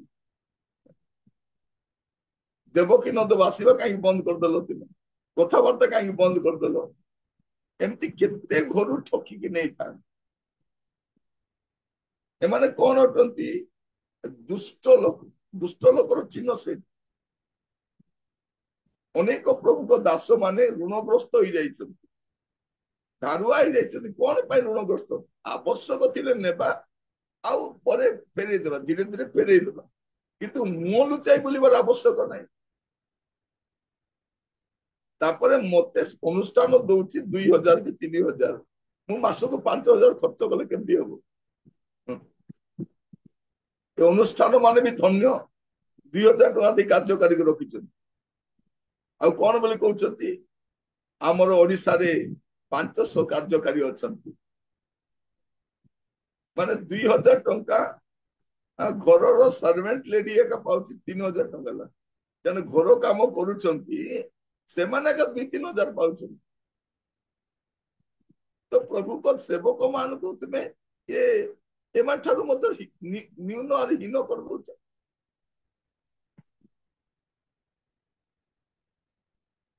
ପ୍ରିୟ ଭାଇ ଭଉଣୀ ମାନେ, ମୋର କହିବାର ଉଦ୍ଦେଶ୍ୟ କଣ? ଲେଖାଯାଉଛି ସେମାନେ ନିଜେ ଦୁଷ୍ଟ ହୁଅନ୍ତି, ଅନ୍ୟମାନଙ୍କୁ ଦୁଷ୍ଟ କରି ପକାନ୍ତି। ଏ ଭଣ୍ଡ ମାନଙ୍କୁ ଆପଣ ଜାଣିବା ଦରକାର। ପ୍ରଭୁ ଆମମାନଙ୍କୁ ଅନୁଗ୍ରହ କରନ୍ତୁ ଏହା ବୁଝିବା ପାଇଁ। ତାପରେ ତିତସକୁ ଲେଖୁଛନ୍ତି, ଦେଖିବେ ତିତସ ତାର 1 ପର୍ବ 10 ପଦ, ପ୍ରଥମ ଅଧ୍ୟାୟର 10 ପଦ। କାରଣ ଅନେକ ଅବାଧ୍ୟ ଲୋକ, ଅସାର ବାକ୍ୟବାଦୀ ଓ ପ୍ରବଞ୍ଚକ ଅଛନ୍ତି, ବିଶେଷରେ ସୁନ୍ନତ ପ୍ରାପ୍ତ ଲୋକମାନଙ୍କ ମଧ୍ୟରେ ଅଛନ୍ତି। ଅସାର ବାକ୍ୟବାଦୀ, ଅବାଧ୍ୟ ଲୋକ, ଏମାନଙ୍କୁ ଅନୁଷ୍ଠାନର କଥା ମାନନ୍ତି ନାହିଁ, ଲିଡରସିପ କଥା ମାନନ୍ତି ନାହିଁ, ଅବାଧ୍ୟ ଲୋକ। ଆଉ ଅସାର ବାକ୍ୟବାଦୀ, ଅସାର ବାକ୍ୟବାଦୀ ମାନେ ବସିକି ଆଡୁ ସିଆଡୁ କଥା କାଲି ଉଠାନ୍ତି, ମାନେ ଅକର୍ମଣ୍ୟ ହେଇ ବସିକି କଥାବାର୍ତ୍ତା ହୁଅନ୍ତି। ଗୋଟେ ଛକରେ ବସିବା, କାହା ଘରେ ବସିବା, ମିଟିଂ ବାହାନାରେ ବସିବା, କିନ୍ତୁ ଅକର୍ମଣ୍ୟ ହେଇ ବସିବା। ଆମେ ପ୍ରତିଦିନ କାହାରି ନା କାହାରିକୁ ପ୍ରଭୁଙ୍କ କଥା କହିବା ଦରକାର। ଆପଣ ଆଜିକାଲି ଆପଣ ଯଦି ଯିବେ ଗାଁ ଗହଳିରେ ଦେଖିବେ, ସକାଳ ସକାଳ ସେ ବାସନ ବିକିବା ଲୋକ ବାହାରି ପଡୁଛନ୍ତି। ଦେଖିବେ ବାସନ କୁସନ ଧରି ସକାଳେ ବାହାରି ପଡିବେ ସେମାନେ। ଏ ଲୁଗା ବିକିବା ଲୋକ ସକାଳେ ବାହାରି ପଡୁଛନ୍ତି, ଏ ରୋଟି ବିକିବା ଲୋକ ସକାଳେ ବାହାରି ପଡିତା କାମରେ। କିନ୍ତୁ ଆମେ କଣ କରୁ? କିଛି କାମ ନଥାଇ ବସିକି ଇଆଡୁ ସିଆଡୁ ଗପ ସପ ନାହିଁ। ଜାଣିବେ ଏଇଟା ଖଣ୍ଡଟା ଏ କଣ ହେଇଛି? ଏ ବେକାରଟାରେ ବସିକି କଣ କରୁଛି? ଅସାର କଥା କହୁଛି, ଅସାର କଥା। ଆଉ ଏମାନେ ପ୍ରବଞ୍ଚକ, ଏମାନେ ପ୍ରବଞ୍ଚନା କରନ୍ତି, ଯାହା ଦେଖା ଯାଉଥାନ୍ତି ତାହା ସେମାନେ ନୁହନ୍ତି। ତାପରେ 11 ପଦ ପଢିବେ, 11 ପଦ। ସେମାନଙ୍କର ମୁଖ ବନ୍ଦ କରିବାର ଆବଶ୍ୟକ। ସେମାନେ କୁଶ୍ଚିତ ଧନ ଲାଭ ନିମନ୍ତେ ଅନୁପଯୁକ୍ତ ଶିକ୍ଷା ଦେଇ ଗୋଟିଏ ଗୋଟିଏ ପରିବାରକୁ ସମ୍ପୂର୍ଣ୍ଣ ରୂପେ ପଥଭ୍ରଷ୍ଟ କରନ୍ତି। ଏମାନେ କଣ କରନ୍ତି? ପାଉଲ ଲେଖୁଛନ୍ତି ଏଇଟା ଯେ ଭଣ୍ଡ ସେବକ ମାନଙ୍କୁ କିପରି ଜାଣିପାରିବେ ଏମାନେ ଭଣ୍ଡ ବୋଲି। ଆପଣ ଯଦି ଏଇଟା ଲେଖିବେ ଗୋଟେ ତାଲିକାରେ ଆଉ ଅନେଇବେ ଜଣେ ଲୋକକୁ ତାଠି ଦେଖାଯିବ କିଛି ନା କିଛି ଦେଖାଯିବ। ଆପଣ ଦେଖନ୍ତୁ ଆପଣ ଯୋଉମାନଙ୍କୁ ସେବକ ବୋଲି କହୁଛନ୍ତି ସେମାନେ ଆପଣଙ୍କ ଘରକୁ ଆସନ୍ତି ପ୍ରଭୁଙ୍କ ସେବାରେ ଅଛନ୍ତି ଏ ସବୁ ଯଦି ଗୋଟେ ତାଲିକାରେ ଲେଖିବେ ତାପରେ ଦେଖିବେ କିଛି ନା କିଛି ଥିବ। ସବୁ ନଥିଲେ ବି ଦୁଇ ଚାରିଟା ଥିବ। ଏଠି କଣ ଲେଖାଯାଉଛି ସେମାନଙ୍କ ମୁଖ ବନ୍ଦ କରିବା ଆବଶ୍ୟକ। ସେମାନେ କୁଶ୍ଚିତ ଧନ ଲାଭ ନିମନ୍ତେ ଅନୁପଯୁକ୍ତ ଶିକ୍ଷା ଦେଇ ଉପଯୁକ୍ତ ଶିକ୍ଷା ଦେବେ ନାହିଁ କାରଣ ସେଠୁ ପଇସା ପାଇବାର ଅଛି। ସେତେ ମଦୁଆ ଘରେ ଗଲେ ମଧ୍ୟ ପୁରା ନରମ ଶିକ୍ଷା, ଯାହା ଘରେ ଗଲେ ମଧ୍ୟ ପୁରା ଶିକ୍ଷା ଦେଇକି ଚିକଣ ଚିକଣ ଗୋଲ ଗୋଲ କଥା କହି ପଳେଇ ଆସିବେ। ମଣ୍ଡଳୀରେ ଦୁଇ ଚାରି ଜଣ ଭଲ ଲୋକକୁ ହାତରେ ଧରି ଦେଇଥିବେ ତାଙ୍କେ ଯେମିତି ହେଲେ ବି ତାଙ୍କୁ ଏପ୍ରିସିଏଟ କରୁଥିବେ। ଆଜ୍ଞା ଆପଣଙ୍କ ପରି ଭଲ ଲୋକ କିଏ ନାହିଁ ଆଜ୍ଞା ମୁଁ ଏ ମଣ୍ଡଳୀରେ ଆପଣଙ୍କ ଜଣକ ଜଣେ ଭଲ ଲୋକ ଭଦ୍ର ଲୋକ ବୋଲି ଜାଣିଲି ଆଜ୍ଞା ଆପଣ ଅଛନ୍ତି ପାଇଁ ମୁଁ ଅଛି ଆଜ୍ଞା। ତା ଘରୁ କଣ ମିଳୁଛି ଚିକେନ ମିଳୁଛି ପଇସା ମିଳୁଛି ଇନଭଲଭ ମିଳୁଛି ସବୁବେଳେ ସେ ଡାକନ୍ତି ପ୍ରାର୍ଥନା ପାଇଁ ଆମେ ଯାଉ ଯିବା ଆସିବା କରୁ। ଆମେ କଣ କରୁ କିଛି ଲୋକ ପ୍ରତି ଆମେ ଆକୃଷ୍ଟ ହେଇଯାଇଥାଉ କିଛି ଲୋକ ଆମ ପ୍ରତି ଆକୃଷ୍ଟ ହେଇଯାଇଥାନ୍ତି କଣ ପାଇଁ କୁଶ୍ଚିତ ଧନ ଲାଭ ନିମନ୍ତେ ଅନୁପଯୁକ୍ତ ଶିକ୍ଷା ଦେଇ ଗୋଟିଏ ଗୋଟିଏ ପରିବାରକୁ ସମ୍ପୂର୍ଣ୍ଣ ରୂପେ ପଥଭ୍ରଷ୍ଟ କରିଅଛି। କାହିଁକି ପରେ ପରେ ଅସଲ ରୂପ ଜଣା ପଡିବ। ଅସଲ ରୂପ ଜାଣିଲେ କଣ କହିବ ଆରେ ଆରେ ଆରେ ଏ ପ୍ରଭୁଙ୍କ ଦାସ ଏମିତିଟା ହେଲେ କିଏ ଆଉ ଭଲ ମୋ ଚର୍ଚ୍ଚ ଫର୍ଚ୍ଚ ଯିବା ନାହିଁ। କେତେ ଜଣ କଣ କୁହନ୍ତି ସେ ପାଳକର ଟ୍ରାନ୍ସଫର ହେଲେ ଚର୍ଚ୍ଚ ଯିବା ଛାଡି ଦିଅନ୍ତି କଣ ବୋଲି କୁହନ୍ତି ପାଳକ ବାବୁ ଆପଣଙ୍କର ଯଦି ଟ୍ରାନ୍ସଫର ହେଇଯିବ ଆଉ ମୁଁ ଚର୍ଚ୍ଚ ଫର୍ଚ୍ଚ ଯିବି ନାହିଁ କାରଣ ମୁଁ ପ୍ରଭୁ ଭକ୍ତ ନୁହେଁ ଆପଣଙ୍କର ଭକ୍ତ ଆପଣ ମୋର ପ୍ରଭୁ ଆପଣ ଯଦି ପଳେଇବେ ମୁଁ କଣ କରିବି ଆଉ କାହାକୁ ପ୍ରଭୁ ବୋଲି ମାନିବି। ଆଜ୍ଞା ଆପଣଙ୍କ କଥା ଭାରି ଭଲ ଲାଗେ କାହିଁକି ଭଲ ଲାଗେ ଆପଣ କଣ କରନ୍ତି ଅନୁପଯୁକ୍ତ ଶିକ୍ଷା ଦିଅନ୍ତି ଭଲ ଲାଗେ ସେ। ପ୍ରିୟ ଭାଇ ଭଉଣୀ ମାନେ ଏ ପ୍ରକାର ଆମେ ଦେଖୁଛୁ। ତାପରେ ଆପଣ ଦେଖିବେ 3 ପର୍ବ 10 ପଦ ତିତୋସ 3 ପର୍ବ ତାର 10 ପଦ। ଯେଉଁ ଲୋକ ଭ୍ରାନ୍ତ ମତାବଲମ୍ବୀ ତାହାକୁ ଥରେ ଦୁଇଥର ଅନୁଯୋଗ କଲାଉତାରେ ତାଠାରୁ ପୃଥକ ରୁହ। ଏମାନେ କଣ ଭ୍ରାନ୍ତ ମତାବଲମ୍ବୀ ଏମାନେ ଠାରୁ କଣ ବାହାରିଛି ଅଲଗା ହେବା ଦରକାର। ଭ୍ରାନ୍ତ ମତାବଲମ୍ବୀ ଏମାନେ ଭ୍ରାନ୍ତ ମତ ପୋଷଣ କରନ୍ତି ଏମାନଙ୍କ ଠାରୁ ଧୀରେ ଧୀରେ ଧୀରେ ଧୀରେ ଧୀରେ ଧୀରେ ଆମେ ରାସ୍ତା କାଢି ନେବା ଦରକାର। ଯଦି ଆପଣ ଦେଖିବେ ପ୍ରଥମ ତିମୋଥୀ ତାର ପ୍ରଥମ ଅଧ୍ୟାୟ 3 ପଦ ପ୍ରଥମ ତିମୋଥୀ ପ୍ରଥମ ଅଧ୍ୟାୟ ତାର 3 ପଦ ମୁଁ ମାକିଦୋନିଆକୁ ଯିବା ସମୟରେ ତୁମ୍ଭକୁ ଯେ ପ୍ରକାର ଅନୁରୋଧ କରିଥିଲି ସେହିପରି ତୁମ୍ଭେ ଏଫିସରେ ରହି କେତେକ ଲୋକ ଯେପରି ଭିନ୍ନ ଶିକ୍ଷା ନ ଦିଅନ୍ତି କି କଳ୍ପିତ ଗଳ୍ପ ଓ ଅଶେଷ ବଂଶାବଳୀରେ ମନୋଯୋଗ ନ କରନ୍ତି ଏଥିନିମନ୍ତେ ସେମାନଙ୍କୁ ଆଜ୍ଞା ଦିଅ। ସେହି ସବୁ ତ ବିଶ୍ୱାସ ସମ୍ବନ୍ଧୀୟ ଈଶ୍ୱରଙ୍କ ବିଧାନର ଉପକାରୀ ନ ହୋଇ ବରଂ ଯୁକ୍ତିତର୍କ ସୃଷ୍ଟି କରେ। କଣ କରନ୍ତି ଯୋଉମାନେ ଭିନ୍ନ ଶିକ୍ଷା ଦିଅନ୍ତି ସେମାନଙ୍କୁ କଣ କରିବ ସେମାନଙ୍କ ବିଷୟରେ ଲୋକମାନଙ୍କୁ ସଚେତନ କରାଇବ। କଣ ଲେଖାଯାଉଛି ଏପରି ଲୋକ ଅଛନ୍ତି ଯୋଉମାନେ ଭିନ୍ନ ଶିକ୍ଷା ନ ଦିଅନ୍ତି ଓ କଳ୍ପିତ ଗଳ୍ପ ଅଶେଷ ବଂଶାବଳୀରେ ମନୋଯୋଗ ନ କରନ୍ତି ଏଥିପାଇଁ ସେମାନଙ୍କୁ ଆଜ୍ଞା ଦିଅ ସେମାନଙ୍କୁ କୁହ ଏଇଟା ତୁମେ କହିବାର ନାହିଁ ଏ ପ୍ରକାର ଶିକ୍ଷା ଦେବାର ନାହିଁ ଏଟା କୁହ ବୋଲି ପାଉଲ କଣ କହୁଛନ୍ତି ତିମୋଥୀଙ୍କୁ ଜଣାଉଛନ୍ତି। ମୋର ପ୍ରିୟ ଭାଇ ଭଉଣୀ ମାନେ ପ୍ରଭୁ ଆମମାନଙ୍କୁ ଅନୁଗ୍ରହ କରନ୍ତୁ ଏଇ ଦିନ ମାନଙ୍କରେ ଏ ପ୍ରକାର ସେବକ ମାନେ ବଢି ବଢି ଚାଲୁଛନ୍ତି। ଆହ୍ୱାନ ନାହିଁ ଦର୍ଶନ ନାହିଁ ବୋଝ ନାହିଁ ବାଇବଲ ଶିଖିବା ପାଇଁ ବି ଇଚ୍ଛା ନାହିଁ କେବଳ ସେବକ ହେବାକୁ ଇଚ୍ଛା। ପ୍ରଭୁ ଆମମାନଙ୍କୁ ଅନୁଗ୍ରହ କରନ୍ତୁ ଆମେ କେମିତି ସେମାନଙ୍କୁ ଚିହ୍ନି ପାରିବା ଏଇଟା ସାଧୁ ପାଉଲ ତାଙ୍କର ପତ୍ର ଗୁଡିକରେ ସମସ୍ତ ମଣ୍ଡଳୀକୁ ଜଣାଉଛନ୍ତି। ଏମାନଙ୍କୁ ଚିହ୍ନଟ କରିଥାଉ ପ୍ରତ୍ୟେକ ମଣ୍ଡଳୀରେ ଏ ପ୍ରକାର କିଛି ନା କିଛି ଲୋକ ରହିଥିବେ ତେଣୁ ଭଣ୍ଡ ସେବକ ମାନେ ପ୍ରଭୁ ଆପଣ ମାନଙ୍କୁ ଅନୁଗ୍ରହ କରିବେ। ଭଣ୍ଡ ସେବକ ଦେଖିବେ କିଛି ଜଣ ଆପଣଙ୍କ ଘରକୁ ଆସୁଥିବେ ଖାଲି ପଇସା ପାଇଁ ଏକା ଆସିବେ, ମାସକୁ ଥରେ ଆସିବେ, ନମସ୍କାର କରିବେ, ଟିକେ ଇଆଡୁ ସିଆଡୁ କଥାବାର୍ତ୍ତା ହେବେ, ପଇସା ଦେଲା ପରେ ଧୀରେ ଉଠିକି ଥରେ ଜଣେ ଆସିଥିଲେ, ବସିଲେ, ଦାନ ଦେଲା ପରେ ଚା ପିଇଲା, ନାଇଁ ନାଇଁ ଚା ପିଇ ପାରିବିନି, ମୋର ଆଉ କେତେ ଘର ବୁଲିବାର ଅଛି। ତୁମେ ଆସିଛ, ବସିବ, ଟିକେ ଚାହା ପିଇବ, କଥାବାର୍ତ୍ତା ହେବ, ପ୍ରାର୍ଥନା କରିବ ନା କେତେ ଘର ବୁଲିବାର ଅଛି? ଦିନକୁ କେତେଟା ଘର ବୁଲିବାର ଥିବ, ସେମାନଙ୍କର କୋଟା ଥିବ, ସେତିକି ଘର ବୁଲିଦେଲେ ହେଲା। ଆଜି ମୁଁ 10ଟା ଘରେ ଗଲି, ଯୋଉ ଘରୁ ପଇସା ମିଳେ ତ ଖୁସିରେ ଯିବେ, ନ ପଇସା ନ ମିଳେ ମୁହଁ ଶୁଖେଇକି ପଳେଇବେ। ଏଟା ଆମର ଜୀବିକା ନୁହେଁ, ସେବା କାର୍ଯ୍ୟ ଆମର ଜୀବିକା ନୁହେଁ, এটা ଆମର ଜୀବନ ହେବା ଦରକାର, ଜୀବନ ହେବା ଦରକାର। ଆମର ସେବା ଦ୍ୱାରା ପ୍ରଭୁ ଗୌରବ ପାଇଗଲେ। ମୁଁ ପୁଣି କହି ରଖେ ଯେ ଆମର ପ୍ରଭୁ ଏତେ ଭଲ ପ୍ରଭୁ, ସେ ଆମକୁ ଭୋକରେ ରଖିବେନି। ଯଦି ବି ଭୋକରେ ରହିଲୁ ତାହିଁରେ ବି ଆମେ ସେବା କରିବା ପାଇଁ ପ୍ରସ୍ତୁତ ରହିବା। ପ୍ରଭୁ ଆପଣଙ୍କୁ ମତେ ଅନୁଗ୍ରହ କରନ୍ତୁ, ଆଶୀର୍ବାଦ କରନ୍ତୁ। ଆମେ କିପରି ଚିହ୍ନି ପାରିବା ଆଜିର ବାକ୍ୟରୁ ଆମେ ଧ୍ୟାନ କରୁଛୁ। ପ୍ରଭୁ ଆପଣମାନଙ୍କୁ ଆଶୀର୍ବାଦ କରନ୍ତୁ। ପୁଣି ଥରେ ଏଇ ପଦ ଗୁଡାକ ପଢିଲେ ଆପଣ ଜାଣିପାରିବେ ଆଉ ସେମାନଙ୍କର ସତର୍କ ରହିପାରିବେ।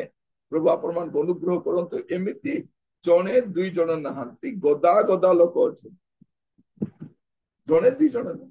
ସାଧୁ ପାଉଲ ଅନେକ ଅନେକ ବୋଲି ବାରମ୍ବାର ଲେଖୁଛନ୍ତି। ଆମେ 2-3ଟା ପଦ ପଢିଲେ ଜାଣିପାରିବେ।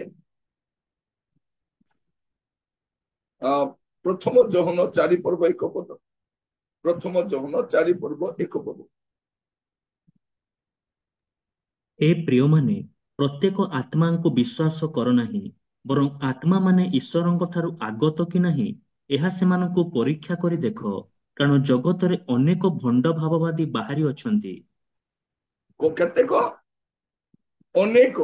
ଚିହ୍ନ କରିଥାନ୍ତୁ, ଅନେକ ଅନେକ ଭଣ୍ଡ ଭାବବାଦୀ ବାହାରିଛନ୍ତି। ଆପଣ ଦେଖିବେ ମାଥ୍ୟୁ 7 ପର୍ବ 15 ପଦ। ଭଣ୍ଡ ଭାବବାଦୀ ମାନଙ୍କ ଠାରୁ ସାବଧାନ ହୋଇଥାଅ, ସେମାନେ ମେଣ୍ଢା ବେଶରେ ତୁମମାନଙ୍କ ପାଖକୁ ଆସନ୍ତି, କିନ୍ତୁ ଅନ୍ତରରେ ସେମାନେ ହିଂସକ ବାଘ। ତାପରେ 22 ପଦ। ସେଦିନ ଅନେକ ମତେ କହିବେ, ହେ ପ୍ରଭୁ, ହେ ପ୍ରଭୁ, ଆମ୍ଭେମାନେ କି ତୁମ୍ଭ ନାମରେ ଭାବବାଣୀ କହିଲୁ ନାହିଁ, ପୁଣି ତୁମ୍ଭ ନାମରେ କି ଭୂତମାନଙ୍କୁ ଛଡେଇଲୁ ନାହିଁ, ଆଉ ତୁମ୍ଭ ନାମରେ କି ଅନେକ ଶକ୍ତିର କାର୍ଯ୍ୟ କଲୁ ନାହିଁ? କେତେ? ଅନେକ। ଅନେକ ମତେ କହିବେ। ତେଣୁ ଆପଣ ଏକ ବୋଲି ଭାବନ୍ତୁ ନା, ଏପରି ଅନେକ ଅଛନ୍ତି, ଅନେକ। ଆପଣ ଦେଖିବେ ମାଥ୍ୟୁ ତାର 24 ପର୍ବ 5 ପଦ, ମାଥ୍ୟୁ 24 ପର୍ବ 5 ପଦ। କାରଣ ଅନେକେ ମୋ ନାମରେ ଆସି ମୁଁ ଖ୍ରୀଷ୍ଟ ବୋଲି କହି ଅନେକଙ୍କୁ ଭ୍ରାନ୍ତ କରିବେ। ଅନେକ ଆସିବେ, ଅନେକ, ଏକ ନୁହଁ।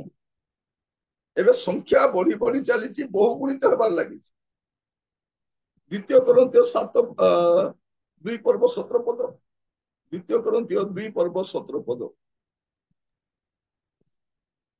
ସେହି ଅନେକ ଲୋକ ଯେପରି ଈଶ୍ୱରଙ୍କ ବାକ୍ୟ ବିକୃତ କରନ୍ତି, ଆମ୍ଭେମାନେ ତ ସେମାନଙ୍କ ପରି କରୁ ନାହୁଁ, କିନ୍ତୁ ସରଳ ଭାବରେ ଈଶ୍ୱରଙ୍କ ଆଦେଶ କ୍ରମେ ତାହାଙ୍କ ସାକ୍ଷାତରେ ଆମ୍ଭେମାନେ ଖ୍ରୀଷ୍ଟଙ୍କ ଠାରେ ଥାଇ କଥା କହୁଅଛୁ।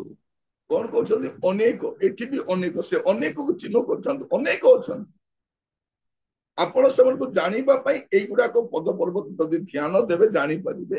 ମୁଁ କହୁନି ସମସ୍ତଙ୍କୁ ସନ୍ଦେହ କରନ୍ତୁ ବୋଲି, କିନ୍ତୁ ଆମେ ସତର୍କ ରହିବା ଦରକାର। ଆମେ ପ୍ରଭୁଙ୍କ ଦାସ ମାନଙ୍କୁ ସାହାଯ୍ୟ କରିବା, ଅଭାବରେ ସାହାଯ୍ୟ କରିବା। ଆମେ ସାହାଯ୍ୟ ନ କଲେ କିଏ ସାହାଯ୍ୟ କରିବ? କିନ୍ତୁ କେବଳ ପଇସା ପାଇଁ ଯେ ଆମ ଘରକୁ ଆସିବେ ତାହା ନୁହଁ। ଆମେ କେବଳ ସେମାନଙ୍କ ସହିତ ପଇସାର ସମ୍ପର୍କ ନଥାଉ, ଆମେ ନଦେଲେ କିଏ ଦେବେ? ପ୍ରଭୁଙ୍କ ଦାସ ମାନେ ଯେବେ ଆସିବେ, ଆପଣ ମାନେ ନିଜ ତରଫରୁ ଆଗରୁ ପ୍ରସ୍ତୁତ ଥାଆନ୍ତୁ। ଯଦି କୌଣସି ଦାସ ଆସୁଛନ୍ତି, ଜାଣିଲେ ତାଙ୍କ ଘରେ ଛୋଟ ଛୁଆ ଅଛନ୍ତି, ସେମାନେ ଖାଇଲା ଭଳିଆ କିଛି କିଣି ରଖିଥାନ୍ତି, ସେମାନେ ଖାଇଲା ଭଳିଆ କିଛି କିଣିକି ରଖିଥାନ୍ତି, ସେମାନଙ୍କୁ ଦେବେ ଆଜ୍ଞା ଆପଣଙ୍କ ଛୁଆକୁ ଚକୋଲେଟ ଦେଇଦେବେ, ଏ ବିସ୍କୁଟ ଟା ଟିକେ ଦେଇଦେବେ ଆଜ୍ଞା, ଯଦି ଜାଣିଲେ ଆଉ କିଛି ଅଛି ଆପଣ ଦେଖିବେ। ଏବେ ସ୍କୁଲ ଜଏନିଂ ଟାଇମ ଆସିଲା ପିଲାମାନଙ୍କର, ଯଦି କୌଣସି ପ୍ରଭୁଙ୍କ ଦାସ ଥାନ୍ତି ଆଜ୍ଞା ଏ କିଛି ପଇସା ମିଶେ ପିଲାର ସ୍କୁଲ ଫିସ୍ ଦେବେ ଆଜ୍ଞା, ଆମେ କରିପାରିବା ସେଇଟା। ବର୍ଷା ଦିନ ଗୋଟେ ଛତା କିଣିକି ଦେଇପାରିବା। ମୋର କହିବାର ଉଦ୍ଦେଶ୍ୟ କଣ, ଆମ ତରଫରୁ ଆମେ ମେଣ୍ଟାଲି ପ୍ରିପେୟାର ଥିବା, କିନ୍ତୁ ଅନେକ ଆସିବେ ବୋଲି ଲେଖାଉଛି, ଅନେକ ଅନେକ ଲେଖୁଛି, ଆପଣ ବାରମ୍ବାର ଏଟା ଦେଖିପାରିବେ ଅନେକ। ଫିଲିପିଓ ତାର 3 ବର୍ଷ ପଦ ଦେଖନ୍ତୁ, ଫିଲିପିଓ 3 ବର୍ଷ ପଦ। କାରଣ ଏପରି ଅନେକ ଅଛନ୍ତି ଯେଉଁମାନଙ୍କର ଆଚରଣ ବିଷୟରେ ମୁଁ ତୁମମାନଙ୍କୁ ଥରକୁ ଥର କହିଅଛି, ଆଉ ବର୍ତ୍ତମାନ ମଧ୍ୟ କାନ୍ଦି କାନ୍ଦି କହୁଅଛି, ସେମାନେ ଖ୍ରୀଷ୍ଟଙ୍କ କ୍ରୁଶର ଶତ୍ରୁ। ଅନେକ ଅଛନ୍ତି ପ୍ରିୟ ଭାଇ ଭଉଣୀ ମାନେ, ସେଇଟା ହଉଛି ଆଜିର ସବୁଠାରୁ ବଡ କଥା। କଣ, ଅନେକ ଅଛନ୍ତି ଏମିତି ବାଇବଲରେ ଆପଣ ବାରମ୍ବାର ଦେଖିବେ, ଅନେକ ଅନେକ ଅନେକ ଲେଖା ଯାଉଛି। ତେଣୁ ଆମର କାମ କଣ, ଏମାନଙ୍କୁ ଚିହ୍ନଟ କରିବା, ପ୍ରାର୍ଥନା କରିବା, ପ୍ରଭୁ ମତେ ଚିହ୍ନିବାର ଗୋଟେ ଆତ୍ମା ଦିଅ। ଅନେକ ପରିବାର ଏମାନଙ୍କ ଶିକାର ହେଇଛନ୍ତି, ପରବର୍ତ୍ତୀ ସମୟରେ ଏମାନେ ବିଶ୍ୱାସୀ ବୋଲି ବି ରହୁନାହାନ୍ତି। ଛାଡ଼ ମୋ ସବୁ ଦାସ ସମାନ, ସବୁ ପ୍ରଚାରକ ସମାନ, ସବୁ ସମାନ ନୁହନ୍ତି। ଆପଣ ହୁଏତ 2-4ଟା ଭ୍ରାନ୍ତ ଲୋକର ହାବୁଡରେ ପଡି ଯାଇଛନ୍ତି, କିନ୍ତୁ ସମସ୍ତେ ଭଣ୍ଡ ନୁହନ୍ତି, ସମସ୍ତେ ଖରାପ ନୁହନ୍ତି, ସବୁ ସେବକ ମନ୍ଦ ନୁହନ୍ତି, ସବୁ ପାଳକ ମନ୍ଦ ନୁହନ୍ତି, ସବୁ ଭାବବାଦୀ ବା ବାଇବଲ ଶିକ୍ଷକ ମନ୍ଦ ନୁହନ୍ତି, ସବୁ ସୁସମାଚାର ପ୍ରଚାରକ ଲୋଭୀ ନୁହନ୍ତି, ଲୋଭୀ ନୁହନ୍ତି।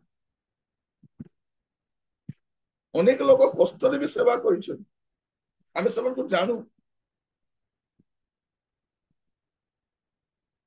ମୋର ପ୍ରିୟ ମାନେ, ପ୍ରଭୁ ଆମକୁ ଅନୁଗ୍ରହ କରେন।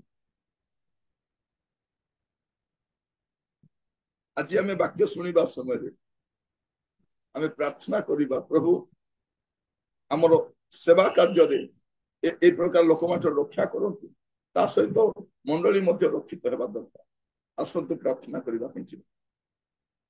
ଅନୁଗ୍ରହକାରୀ ପିତା ପରମେଶ୍ୱର, ଆମେ ଆପଣଙ୍କ କତିକି ଆସୁଛୁ ପ୍ରଭୁ। ଆଜି ସେବା କାର୍ଯ୍ୟ ରହିଥିବା 5 ଜଣ ସେବକ ମାନଙ୍କ ମଧ୍ୟରେ ଯେଉଁ ଭଣ୍ଡ ସେବକ ମାନେ ଅଛନ୍ତି, ସେମାନଙ୍କୁ ଚିହ୍ନିବା ପାଇଁ ବାଇବଲ ଆମମାନଙ୍କୁ ଯାହା ଜଣାଏ ତାହା ଧ୍ୟାନ କରିବା ପାଇଁ ଦେଲେ ଧନ୍ୟବାଦ ଦିଅ। ଆଗାମୀ ସମୟ ଯେପରି ଆମେ ସତର୍କ ରହିବୁ, ଅନୁଗ୍ରହ କର। ଗୋଟେ ଉତ୍ତମ ସେବକ ମାନଙ୍କୁ ସାହାଯ୍ୟ କରିପାରିବେ, ଏଥିପାଇଁ ମଧ୍ୟ ଅନୁଗ୍ରହ କର ପ୍ରଭୁ। ଆମମାନଙ୍କର ମଣ୍ଡଳୀ ଅନୁଷ୍ଠାନକୁ ଆହୁରି ବଳିଷ୍ଠ କର, ବାଇବଲ ଭିତ୍ତିକ ଖ୍ରୀଷ୍ଟିଆନ ହେବା ପାଇଁ ସାହାଯ୍ୟ କର। ଆଦର ମହିମା ଆପଣଙ୍କର ହଉ, ଯୀଶୁଙ୍କ ପ୍ରିୟ ନାମରେ ମାଗିଲି, ଆମିନ।